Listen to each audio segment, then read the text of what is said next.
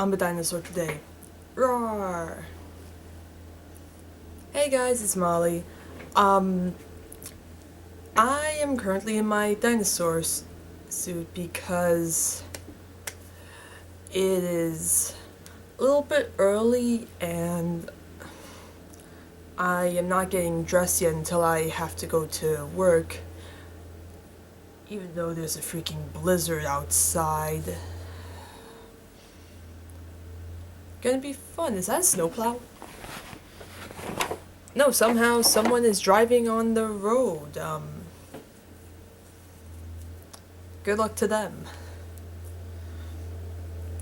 Anyway, today I am going to do a vlog.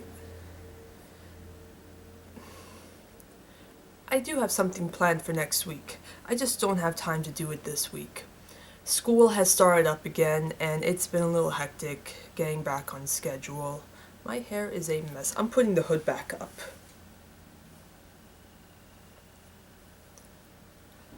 I'm gonna be a dinosaur for the rest of the video.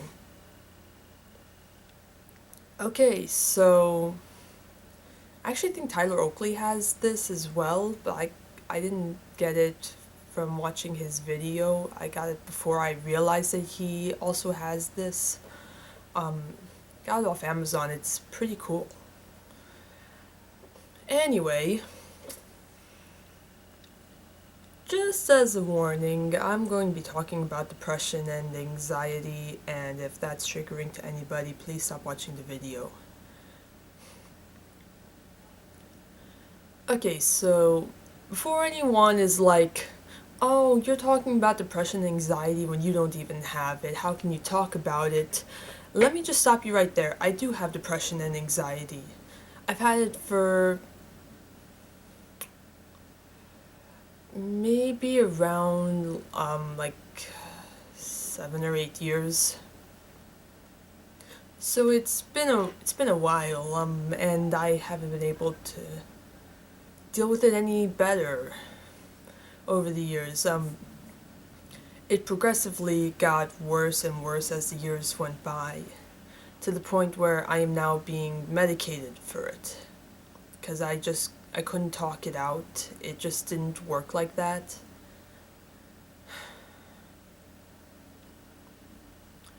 So, no, actually it's been more than 7 or 8 years. I think it started when I was in 7th grade. And so, doing the math on that, that's probably around 8 years. Probably it's a little more than that, because it was like more at the start of 7th grade, so it's a little more than 8 years.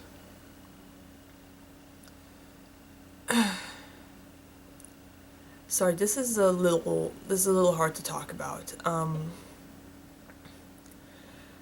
Okay, so when I was in 7th grade, I started to have these feelings that, I'm not okay, I'm not happy, I wanted to run away. Of course I didn't, because I'm still at home. So that's not even an issue. But I told my friend that I had like this plan to run away, and he went to the counselors and told them, and I was able to convince them that I'm not gonna run away. No, what are you talking about? I'm not running away. And they accepted it because it's like, I don't have a real plan. My plan was to somehow get to a train, use money that I don't even have, and buy a ticket to go to the city where I don't even know what I'd be doing from there. Okay, it's a little loud outside. That's just so distracting. Sorry.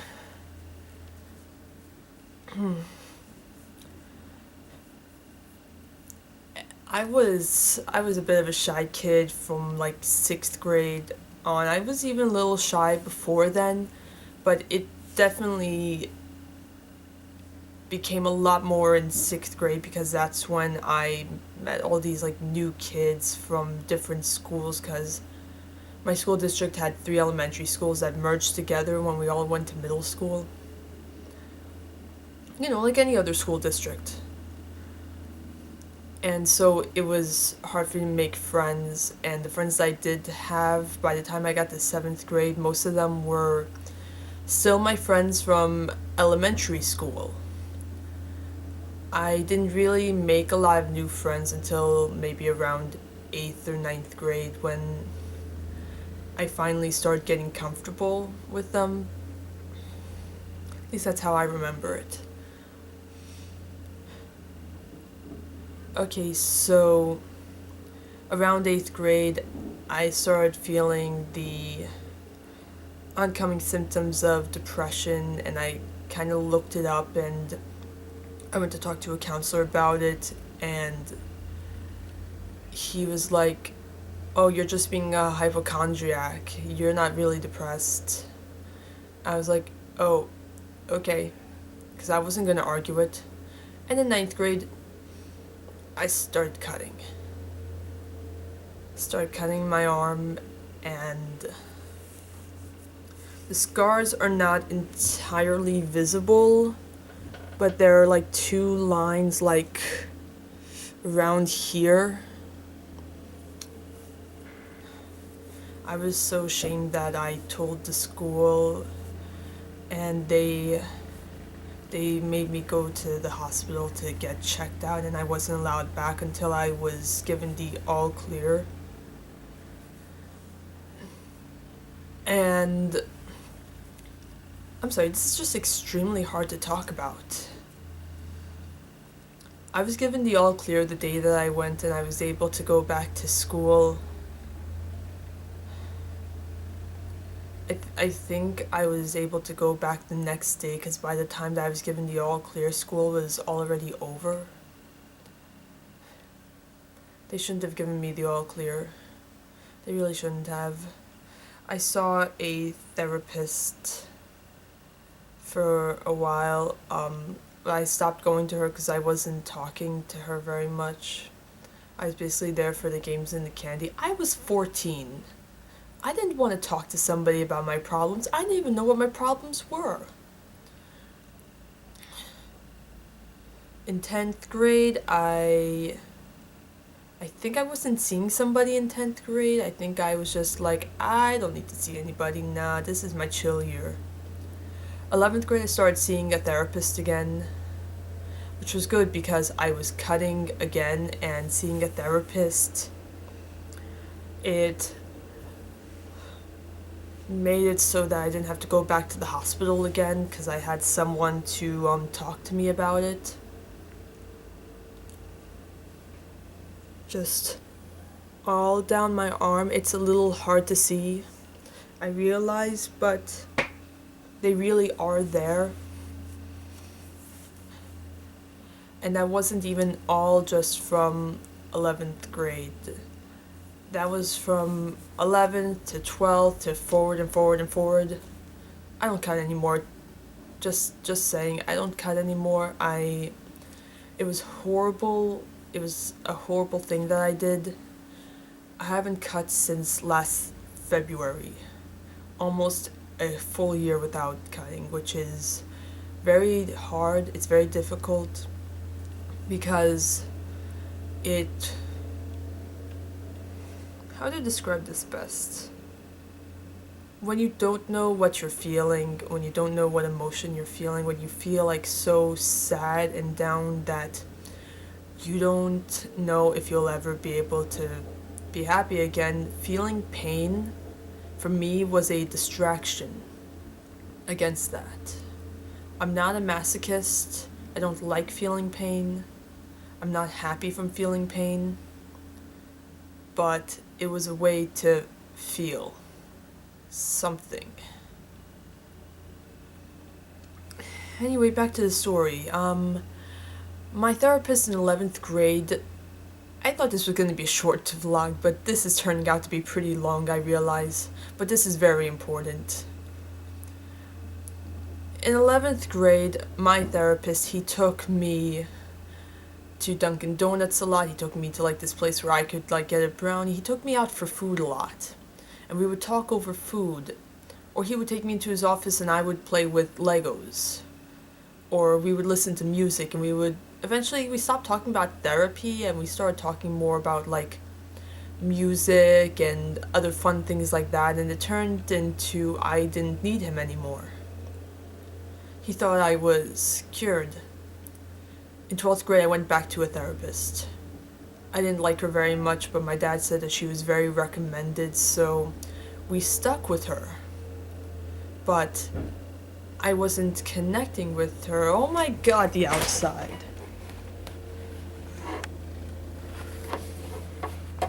There's a plow outside, and it's being very loud.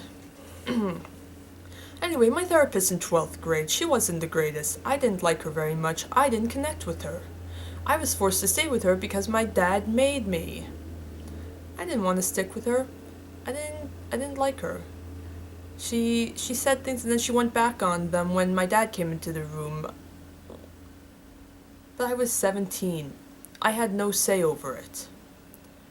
I saw her for over a year, and it was just torturous. So I saw her from 12th grade into part of my first year in college, part of my first semester actually. In my second year of college, I saw a psychologist for 4 sessions. I didn't like him. I didn't click with him at all. And then, in my 4th semester of college, I saw my current psychologist. And I've stuck with her because, I don't know, she's easy to talk to. She talks a little more than I do, but she's easy to talk to, and I'm not complaining that she talks more than I do. I don't like talking all the time. And now I'm seeing a psychiatrist also who prescribed me depression medication. Now, where does the anxiety play into all of this? I couldn't talk to anybody in 6th grade. I just couldn't. Not people that I didn't know. Not even in 7th grade. I had to get comfortable with them enough that I could even try to start a conversation. I can't start conversations. Now with new people, I have to wait for them to talk to me first. And that's difficult. It's very difficult because how am I supposed to make new friends that way? It happened in grade school, happened in college, even happened when I went to Israel. I couldn't talk to anybody in my group. I had to wait for them to talk to me for a while. Sometimes I was able to start the conversation, but that was when I was just so sick and tired of not making friends that I just wanted to make a friend. And it's hard. It's very difficult being like this. So if you feel like how I do, oh God, this is just really hard to talk about. Feel like how I do, then you're not alone. Really, you're not alone. You can talk to me. Please talk to me. I will help you through this. I know the feeling. I can empathize. I won't sympathize, I can empathize. Sympathize means that you feel sorry. Empathize means I can relate. I can feel the way that you do. I can relate to you. Or sometimes you can't even feel the way that they do, but you can still relate to it and try to help that way. And it's a horrible feeling like this. It's torturous. And I will admit, for a while, I thought about what it would be like if I wasn't here anymore. But I'm still here, I'm still around. It means that anyone who feels the way that I do, and you're still around, don't think that you're too weak to end it all. Think of it like you're strong enough to continue on, even though this may be painful. I didn't mean to say my whole life story. I just wanted you to know that this really is how I feel. I really do feel the way that you do, and we can get through this together. You're not alone. I may just be a dinosaur, but I can help. I've been going through this for a very long time, even if you're young and you're just starting to go through this, or if you're my age or older and you've been going through this for a lot longer. I'm 20 years old. I'm 20 years old. I've been dealing with this for over 8 years. I can help. Okay? So just think of that. This was a much heavier video than usual. I actually started thinking of doing this video when I saw Jacksepticeye do a gaming video. It was about like anxiety. It was like a stimulation of panic attacks, which I do get often. I'm not able to control them very well, but I do know ways to try to control them. And he was like, I don't know how to help someone who's having a panic attack. My friends help me by going on walks with me or like talking me through it and just making sure that I'm okay. And that's the way you do it. You make sure the person is okay. You be there for them. You don't even have to do anything. You just have to be there for them and let them know that they're not alone and that you care. You're not alone. If you think you're alone, you're not. If no one else is there for you, I care. I don't know you. I'm not going to pretend that I know you. I'm not going to pretend that I know exactly what you're going through. But I care. And I'll always care. I care about the people who I see in the news that killed themselves or who have been killed or kill others. I care. I know that it's horrible. I care about the mental struggles that everyone goes through. I care about the physical struggles that everyone goes through. I'm not going to pretend that I know what you're going through exactly, but I do want you to know that I am here for you if you ever need me. I will put my email address in the description box so that you can email me in case you ever need me. I check my emails every single day. I check them multiple times throughout the day. So if you need me, just email me. I will be there. Sorry, it's just this is a little hard to do. This was a hard video for me to do. It's kind of why I put it off for so long. I care. Okay? If no one else does, I care. Alright, that's it for today. I will see you all next week. I love you. I care for you. Hit me up and see you next week.